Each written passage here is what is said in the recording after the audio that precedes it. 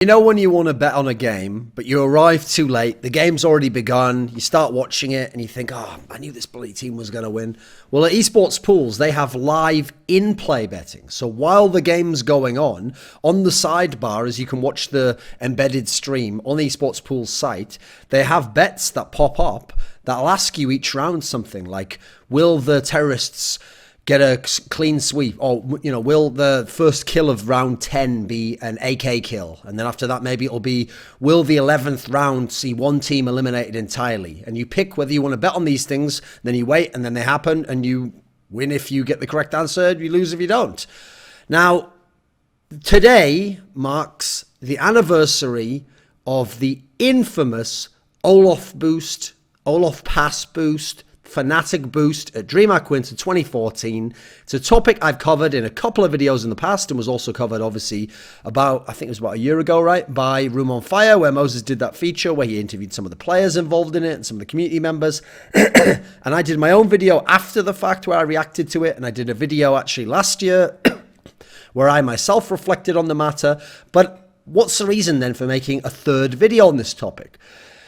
Easy Skrilla. No, actually the real reason is because it's one of those things where there was so much involved in the boost and so much that was muddied by the drama of the moment and the context of what it meant within where FNATIC were as a team and then LDLC were as a team and then what the community's reaction was, that, believe it or not, when I've gone back today and I've watched those old videos and I've gone through all the discussion, I still feel as though there is a key element to this topic that has never been fully outlined, actually. I went back and in my video where I reflected upon it, yes, I do explain the scenario, but first of all, I largely explain it from the FNATIC side of things, like them doing the boost, addressing community concerns of the fact that they didn't inform Valve about it. I explained the fact, I think I did a pretty decent job in the video, that basically it actually wasn't fair as it is to act like FNATIC were the ones who broke a rule and therefore they should be disqualified, or it should have been a reset at the half, etc. But here's the part that's crazy. This is why it's the true tragedy of the boost, in my opinion,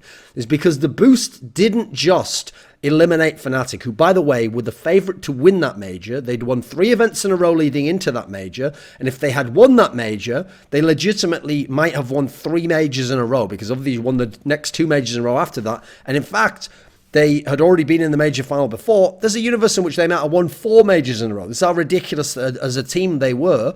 And this was one of only 2 tournaments where they ever were eliminated, this lineup of FNATIC, prior to the semi-finals. The other was Dreamhack Cluj-Napoca, the last tournament that this lineup ever played together. But more importantly, you go on to the LDLC side of things, and that's where I don't feel like it was fully explained, because actually, I think LDLC, in hindsight, behaved atrociously. I think the admins of this Dreamhack tournament were absolutely out of line in how they behaved, and I think the entire affair is a tragedy and actually is a blight both on that major and on the legacy of that LDLC team. So, okay, the premise of the scenario, first of all, you can watch the great Room on Fire piece about it. You can watch my videos I've referred to already. So I won't go through the whole game and where FNATIC were as a team. Like, very simple version. FNATIC had Olaf Meister to some lesser degree and largely Flusher accused of cheating prior to this tournament about a week before, because obviously 2 weeks before or so, Kaylee had been banned, SF had been banned, a bunch of players had been banned and VAC banned. And coming into this major, FNATIC were the 3-time winners of tournaments prior. They'd beaten LDLC in a couple of these tournaments. LDLC had yet to beat them in a big series. They come to the round of 8. These are the 2 top teams in the world. FNATIC's actually favored to win. You get to the 3rd map. It's Overpass. LDLC manages to win the CT half 12-3. They win the pistol round the second half. They're up 13-3. Obviously, FNATIC's on eco. And then FNATIC does this boost. They use a scout on Olaf Meister. They do his 3-man boost up. And for the boost, they manage to win every single round, come back, win the game 16-13.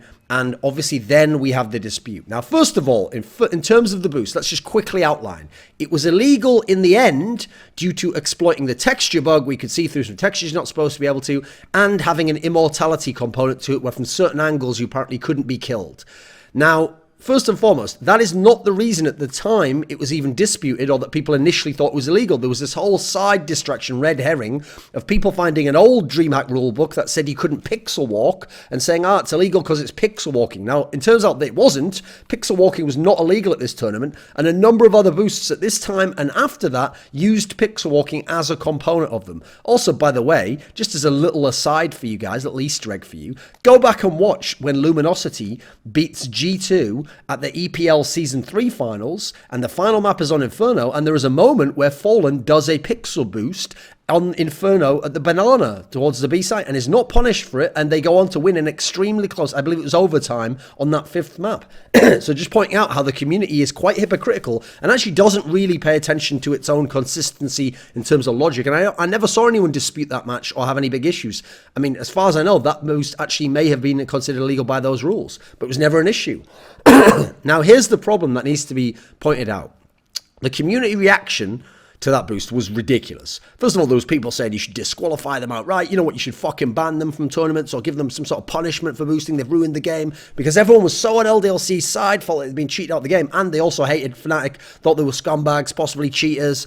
And there was obviously the context of the cheating accusations, so I understand that to a degree. That tempers a little bit. We don't have to judge them as harshly in terms of the community. But here's the problem I have, is the LDLC side of the equation. Because LDLC lost the game, and so guess what? They were pretty salty. So they disputed the result, and the admin decision, after many hours of deliberation and talking to the players and going back and forwards with everyone, including Valve, came to the decision that they would offer LDLC a replay from the half. So LDLC could start the 3rd map, the deciding map of a quarterfinal against their biggest rival for the title.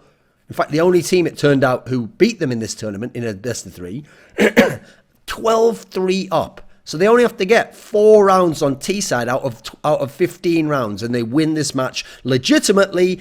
Well, except that's the key point I'm going to get to. In their minds, legitimately, beat Fnatic, get that monkey off their back, and then go forwards in the tournament and win the tournament, as they in fact did go on to do, beating Na'Vi in the semi-finals, and then beating NIP in a very close match in the final, where actually NIP were at championship point. Now, here's my problem with that. That admin decision isn't reasonable, isn't correct. I don't think it's fair. I don't think it's ethical. Because here's the problem. Everyone forgets this. And at the time, this is an amazing detail for you. At the time, nobody discussed that LDLC did their own boost and that their boost was illegal by the rules that, funnily enough, when they disputed, we then learned about, which actually showed that the LDLC boost was illegal. And what's more, LDLC were not punished for their boost whatsoever. Think how crazy that is. LDLC did an illegal boost, gained from it 1.5, 12-3, swap over to the other half. Fnatic does an illegal boost, but an even better illegal boost, more efficient, more effective illegal boost, and they managed to win the game off it. Fnatic gets all their rounds taken away in the admin decision, and LDLC isn't even fine with that and wants more than that and doesn't want their own boost punished, and no one ever talks about punishing LDLC's boost. So first and foremost, let me just throw this out there. Here's a crazy little thought experiment for you. So you know how mad people got in the community with the fact that Fnatic, it was revealed, found this boost and then found that someone on YouTube had also found the boost and contacted them, whoever it was in the org, and said, please take this down, and then later use the boost. So what people use that for is they say, right, so Fnatic knew the boost was illegal. They knew the boost probably would be considered illegal by Valve. They didn't want anyone else to know the boost. Then they waited and used it only because they were going to lose the match, and so they thought, fuck it, essentially, let's just cheat. That's what a lot of people think, right? Here's a question for you. Had LDLC asked Valve if their own boost was legal? Because, by the way, it wasn't. Had LDLC asked the tournament admins if their boost was legal? Had they ever paused and said, hey, we're about to do this boost, or before the game said, oh, we might do this boost in this game, is this legal? No, they hadn't. And by the way, they weren't punished for it. So when LDLC did their rounds on CT side, they did like a 2-man stack over the truck, which let them see up into a certain area as well, which, as far as I know, correct me if I'm wrong, also exploited the texture bug. I mean, it didn't exploit it because, by the way, neither team actually used the texture bug component. It just didn't, as far as I know, because it wasn't as good a boost, have as game-breaking effect, and more importantly, didn't have the immortality effect. But just the texture bug part alone could have had rounds taken away from you. So here's the question. Since they weren't punished for it, they had no rounds removed whatsoever based on admin decision, nothing. I actually find it outrageous that they refused a replay of just the second half with no punishment to themselves because they already were gaining from that. Quite frankly, if they'd have accepted the replay and then won the half and then gone on to win the tournament, I would still say there's a blight on their mark, and that it's kind of actually a little bit illegitimate that they won the title in those circumstances. That they did an illegal boost and got away with it. In fact, benefited from it to get a massive half against a team that had beaten them numerous times and were favoured against them, and actually would, in very all likelihood, have rode that through to win the tournament. Then you've got to consider that this wasn't even one of the reasonable outcomes when you know all these details. Like, think about this. Here's some reasonable outcomes. One, something that was often done when you do boosts and you do something illegal around is you stop and you take the rounds away and you go back and you try and recreate some scenario of a scoreline before where you're punished for losing those rounds, right? So remove all Fanatics rounds where they used the boost, remove all LDLC's rounds where they used the boost, and let's find out whatever the fuck that game score is. Off the top of my head, maybe it would be like 9-3. Let's go back to that score and replay the rest of the game from there, punishing everyone for their boosts, and continue on with the game. That would be one outcome I would say I would actually be pretty reasonable. You'd let the game decide who won. You could replay the entire map. You could say, hey, you know what? Everyone's fucking using illegal boosts. Let's just start the whole map over. Don't anyone use this boost or you are disqualified. And let's see who actually is the best team on Overpass in this deciding map. Yes, you can't recreate the settings entirely perfectly because now we've played the map once and we all know things about each other. And also we're playing at a different time. We would have had to play the next day before the semi-finals. Yeah, there's lots of problems with that. But it's another legitimate solution in my opinion.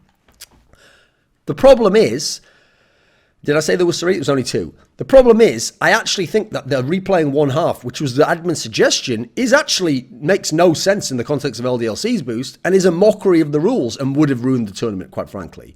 Then you've got to consider, a lot of people don't know this detail, and if LDLC players claim this is not true, then feel free to come forwards with it because I heard it from a number of reliable sources, and I've even talked to some of your players before, so that's a shame, isn't it?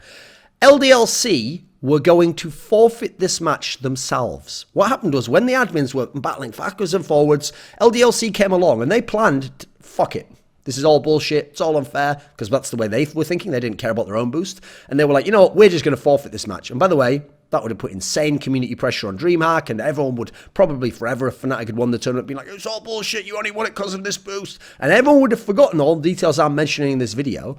And LDLC, in some ways, would have had a moral victory, but obviously they wouldn't have won the major, would they? Which, in the end, is, I think, a bit more of an important accomplishment. Now, LDLC was going to forfeit, but it turns out Fnatic beat them to the punch and forfeited before them. So aside from obvious jokes like, haha, the French aren't even that good at surrendering, which, yeah, it's not really a great joke, but it's the sort of shit people would say. I actually think that them forfeiting is incredibly childish, because as I just outlined, they were given, actually, admin decision that was unfair in their favour. They got to start with a massive lead thanks in part to their own illegal boost, while only Fnatic was punished for Fnatic's illegal boost. And what did LDLC lose? Yes, LDLC lost their pistol round win, but that's it. Now, I would say if I'm talking to LDLC, are you fucking crazy? Yeah, you lose your pistol, but you don't have to lose all the rounds. You did illegal boosts on, you fucking hypocrite. But apparently, in their world, they have to get everything and no one else is allowed anything. Or you could say the fact that they forfeit means they didn't force all this to happen. They were just going to give Fnatic the win. Don't really like that. Think it's kind of bitch made. Think it's kind of cowardly. You literally are surrendering a match you have almost won. You're 12 rounds up, minimum. That's what you've been offered. Even if you remove the rounds and you started with a lead up on CT side, you can close it out. You might even get more. Well, you can't get more rounds if it's 9-3 or whatever. I don't know. I'd have to go back and look how many rounds Fnatic was up at what point they did their. See, LDLC did their own boost, didn't they? But it's actually ridiculous to me, and it shows, by the way. And this has been a problem with some of the French teams in CS history. It's so sad that French teams have this mentality where sometimes they do just get so emotional, they will tilt and in a way give up. Like they literally, essentially the French team surrendered here, they gave up. They said, a winning game that we've almost won because everything didn't go our way and we're annoyed at how the rules have gone. Yeah, we just fucking quit, you win. You win. Yeah, the teams that just beat us a couple of times, took all those titles and we're one of the favourites to win this one. Yeah, you win. You win. That's not cool. That the fact that you then go on to be the major champion, guess what? Your major has a little asterisk next to it. First of all, you didn't beat one of the teams in a best of 3. You lost a fucking best of 3 en route to the final. That can't happen in a single elim tournament and win, by the way. Secondly, you didn't beat Fnatic. Yeah, I know you got to 13 rounds. Yeah, great. With an illegal boost, by the way. So you got 13 rounds with an illegal boost. Sorry, you need 16 legitimately won to actually win a map and then to go on and win the series and then go to the finals and win the major. So in a way, yeah, you won the major. And I realise that the discretion of admins, etc., and technically, because Fnatic forfeit, none of this matters anyway, and you did win in that sense. So in a sense, it's legitimate, but it's definitely got that asterisk, hasn't it? It's got that blight next to it, that black stain, where you didn't quite win it in the same way as every other team in CSGO history won their major, which is just beating the opponents and winning 2 maps out of 3 in each of the best of 3s. Then you've got to add in that because of this, you didn't beat Fnatic. It doesn't matter that you had 13 rounds. Even if you never had the 13 rounds, by the way, that doesn't mean you beat them. You have to get to 16. We all know crazy things have happened where teams have gotten to 15 rounds and more because they've gone overtime and not won a game. So it's not legit, the win. Then you've got to add in that this major is so significant to the LDLC legacy of that lineup, because that was the one with Shocks and Smiths, remember? So they won the other major when they had Kenny S and Apex after the French shuffle in the latter half of 2015. This major was the crowning achievement of this LDLC squad. Now, it's so significant because they're one of the great teams of all time. They would have been, by the way, even if they hadn't won this major. But it would have meant so much more if they had straight up beaten Fnatic heads up. Because of the rivalry where Fnatic always beat them. By the way, this lineup of LDLC never beat Fnatic in an offline best of 3 or best of 5. It never happened. I know because it used to haunt those players. Even when they made the roster swap to go over to have Kenny S and Apex come in, they even mentioned to me how significant it was when it, like Gfinity Champion of Champions, they managed to beat Fnatic in that best of 5 final, because they said we'd never beat, our core players had never beaten them in an offline series like this. So it actually is something that was in the back of their minds. And they know that this was kind of some bullshit, and that even though they won, because someone had to win, and turned out because Fnatic forfeit, admin decisions became irrelevant. Essentially, you just win the match because you get a forfeit walkover. Everyone who looks back at this, however they feel about the rules and what their interpretation is, can't feel good about this. And so I actually think it's a tragedy, not just from the Fnatic side of things, which I've outlined in our past videos. In fact, that, you know, Olaf, Meister and Crim's almost fucking retired afterwards and ruined the Fnatic era, and we wouldn't have had them winning majors, and we would have had one of the greatest teams, arguably the greatest ever, not win the majority of their titles. But also because it kind of does put a stain on what happened in LDLC's run, and that was a special run, and it meant a lot that they were able to win that major, and it still does to a degree, and there's a world in which you can ignore all this and just get on with life and accept history as it is. But I actually think LDLC players, if they look back at this now, you didn't handle it right. In admins, you didn't make the right call, and all in all, I think everyone, to differing degrees, by the way, there's no equivalency, everyone to differing degrees, from Fnatic to the admins to Valve to LDLC players to the community, fucked up, quite frankly. And by the way, I wouldn't necessarily claim I had a perfect read on the scenario either. Like at the time, I actually, when I hadn't looked into it myself, thought to myself, oh, the fairest thing here is to just start on the half again. I myself didn't take into account that LDLC's rounds were kind of bullshit as well. By the way, I had ties to both teams. I like both teams. So I can't say I was biased one way or the other, quite frankly. They were both very good teams, and I think that I'm glad one of them did go on to win that major. But you can see what a tragedy this boost was, and how when you look back now, we're only still now kind of really settling out all the context and getting an idea of what that meant. Hey, I'm Lurpus. I played Counter-Strike for a living for 8 years. I've been on the desk for some of the biggest events for 5 years. I know nothing about Counter-Strike, but then again, neither does Thorin. Welcome to his YouTube channel.